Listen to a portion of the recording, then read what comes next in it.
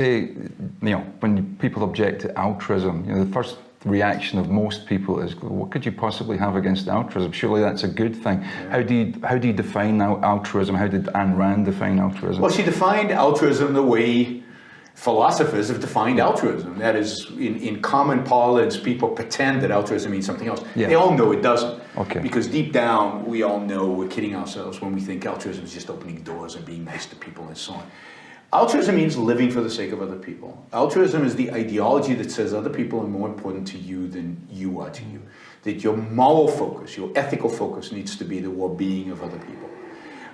It means that if I help somebody in the street and I do it out of a sense that, this will make me feel good, it's not moral. It has to be an act of selflessness to be moral.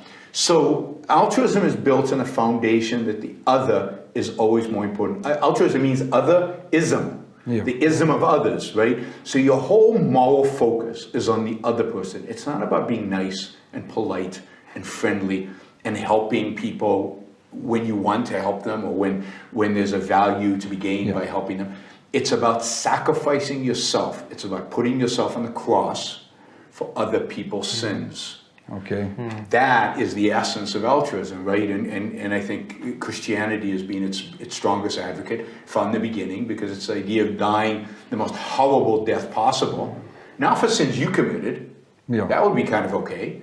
No, for sins other people committed. You're pure. You're completely innocent. Now that is not an act of heroism. That's an act of moral cowardice, because the purpose of morality is to help you live. It's to guide your life, not to help you die for the sake of what? But at least in that instance, it was voluntarily, as opposed to enforced upon you by some sort of collective idea of what you should or how you should behave. It doesn't matter. See, this is my argument with libertarians. If we're talking about morality, then politics is a different issue. Politics is about what we force people to do, don't force people to do. But morality is about what we should do with our lives. Okay. And to me, that's much more important than politics.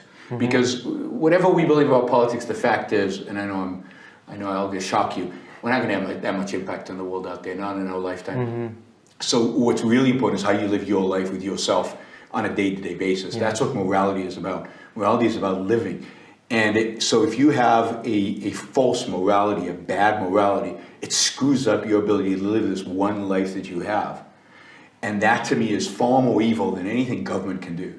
So to me, a voluntary embraced morality that denounces your ability or rejects your ability or prevents you from achieving your own happiness and your own potential as a human being is far more evil than anything a government can do, because I'm doing it to myself and I'm choosing to do it to myself, which is the essence of evil.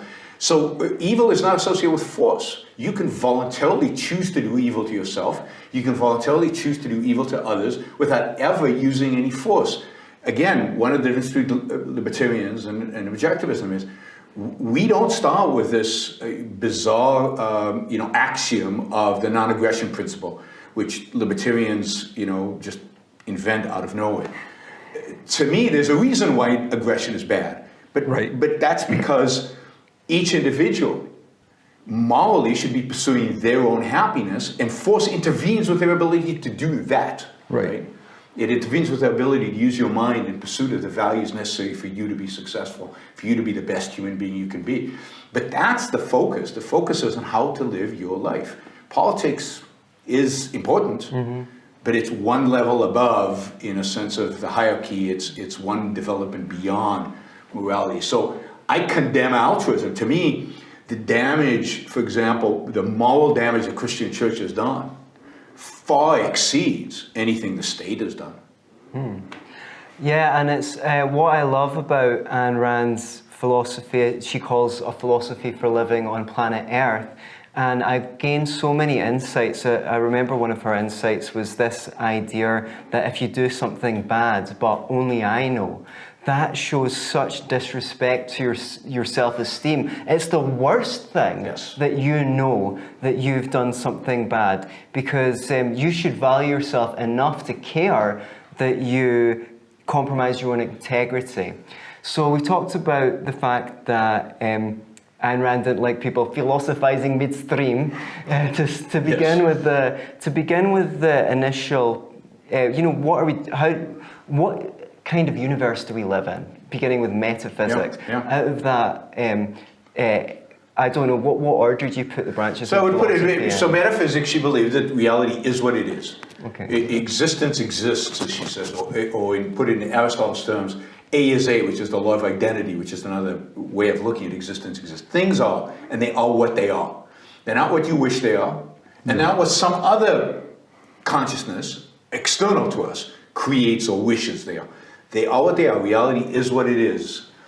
And we have the tool, this is epistemology, to know that reality, to know what's fact and what is real and what is not.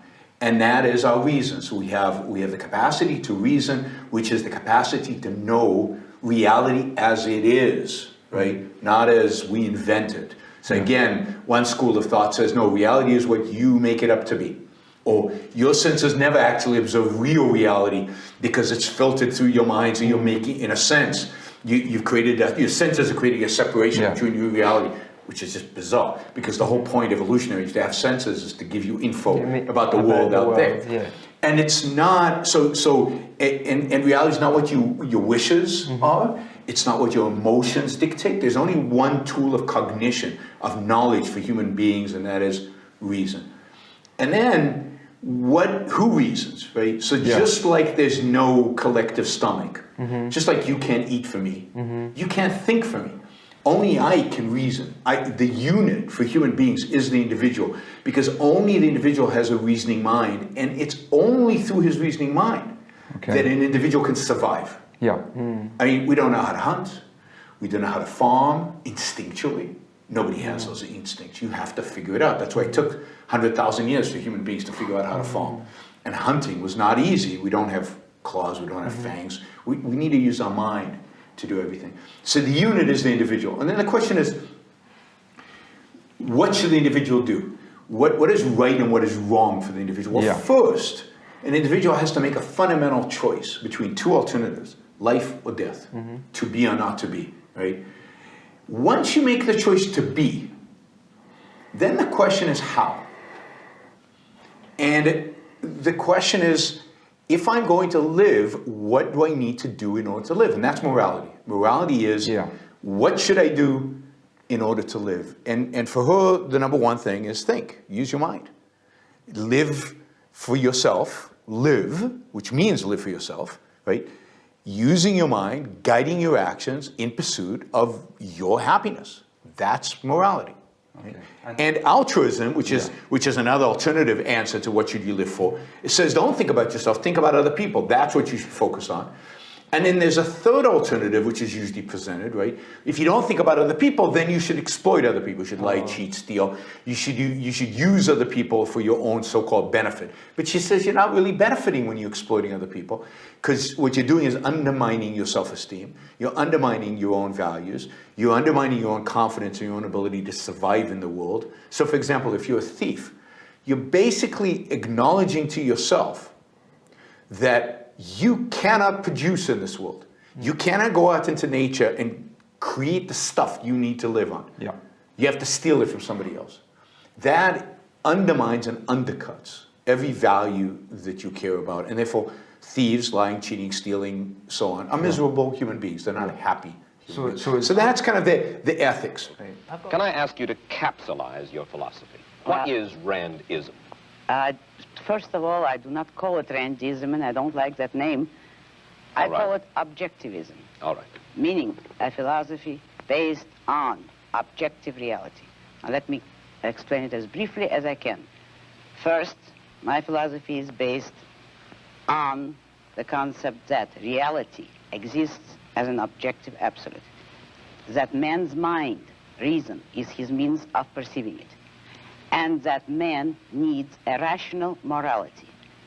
I am primarily the creator of a new code of morality which has so far been believed impossible, namely a morality not based on faith.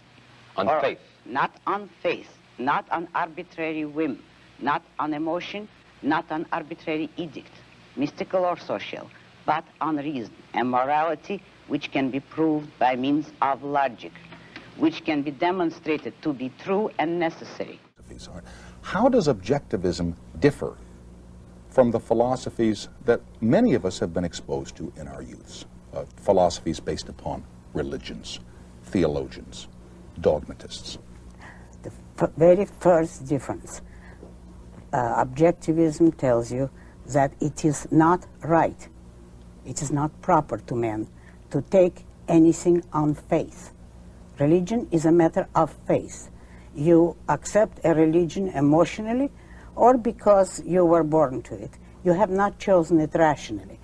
What objectivism will tell you is that reason, man's reason is his basic means of survival.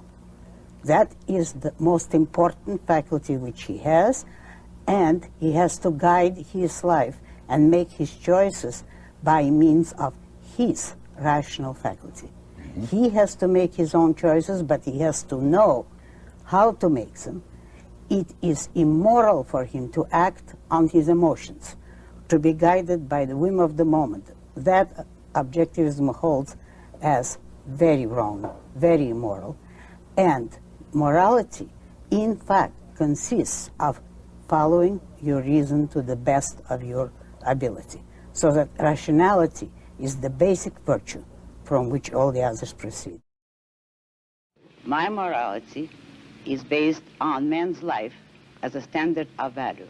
And since man's mind is his basic means of survival, I hold that if man wants to live on earth and to live as a human being, he has to hold reason as an absolute, by which I mean that he has to hold reason as his only guide to action, and that he must live by the independent judgment of his own mind, that his highest moral purpose is the achievement of his own happiness, and that he must not force other people, nor accept their right to force him, that each man must live as an end in himself and follow his own rational self-interest. Tell me the value of selfishness. Use another word, self-esteem. The value of selfishness is that you esteem yourself as a value, that you live according to your nature, which means by the judgment of your own mind, and you respect your own mind, you respect your own ability to do the right thing, therefore you respect the possibility of being a morally virtuous person, and you regard yourself as a value worth preserving. To make a success of yourself in any line of rational activity is a great virtue. And people will attack you for exercising your ability, for hard work, for consistency, for ambition. And they will want to make you feel guilty of it. That is the greatest evil, according to my philosophy. And wait, say that again. The greatest evil, according to your philosophy, is to attack an individual because of virtue. What I call it is to experience or act on hatred of the good for being the good. That is attacking people for their virtues, for their achievements, for anything they have which is a value, actually, not for their flaws and not for their evil. In fact, people who preach that are the ones who are mawkish about the evil people, the failures, the liars, the cheats, everybody who is weak suddenly acquires some kind of value. But anyone who is a success has to be attacked for his success. And look at how you have been attacked. Oh, I know. How you have been criticized. There are many people in this country, forgive me, in this world who think you're daft. They don't. They want you to think that. Using the super chat, and I noticed yesterday when I appealed for support for the show, many of you stepped forward and actually supported the show for the first time. So I'll do it again. Maybe we'll get some more today. If you like what you're hearing, if you appreciate what I'm doing, then I appreciate your support. Those of you who don't yet support the show, please take this opportunity. Go to yaronbrookshow.com/support or go to subscribestar.com, Yaron Brook Show, and make a kind of a monthly contribution to keep this going. I'm not sure when the next